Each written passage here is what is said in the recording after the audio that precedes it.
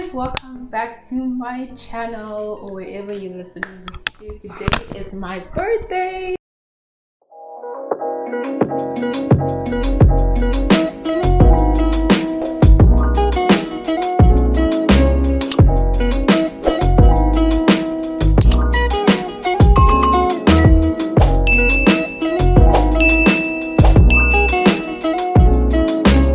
Guys, welcome back to my channel. My name is Lindile, aka Slee. If you are new, welcome. You are welcome.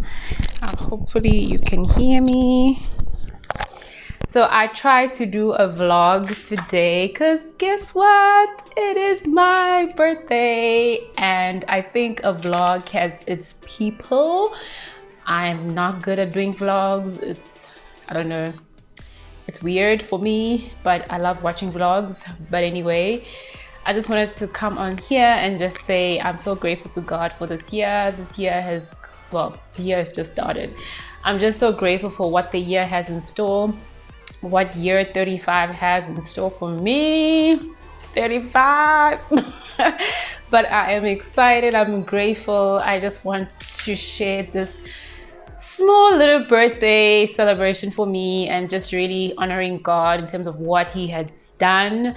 I tried to do a little small setup and so I wanted to share some lessons that I personally learned for myself in year 35, well, year to date, as they would say in the finance books. But firstly I'm so honored to be here on earth. I was reading this morning Jeremiah 1. It says that the Lord had already had me, in fact, even before I was in my mother's womb. So even before maybe my mom was born, I was already a thought. Even before my grandma was born, I was already a thought. So sometimes we tend to acknowledge the day that we were born physically, which is awesome. But I think one of the most precious days is when we were born again, when we came willingly to a relationship with Christ and we were born again. So that for me has also been a mark, especially the recent years where I've acknowledged the day of my baptism as an adult, where I came willingly and I went to church and I got baptized. So so I'm just grateful to God.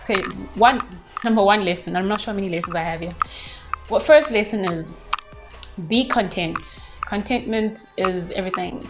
Paul says, I've learned to be content with or without. In whatever state am I in, be content. And also live a life of loving from a place that God has loved you.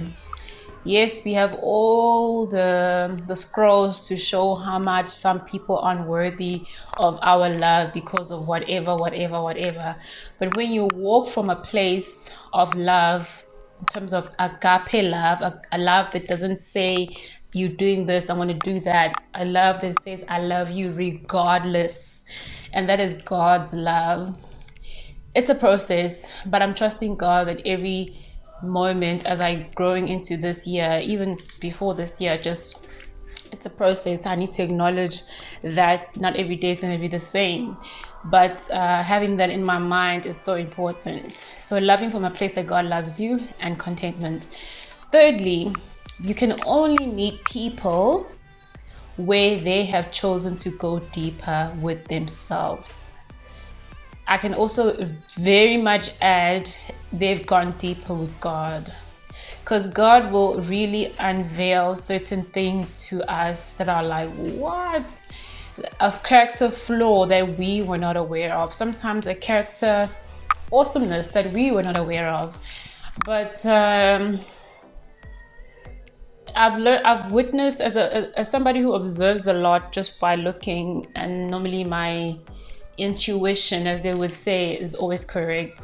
I've learned how people treat others based on whatever status they are in, which is wrong because we all should be treated the same. And in me saying this, when people tend to treat you a certain way because of where they've made themselves, you can only extend grace to those individuals. sorry, you can only extend grace to those individuals, to be quite honest, because that's what they know. And I had a conversation with my sister. She actually said this yesterday. She said you can only meet people as far as they have met themselves.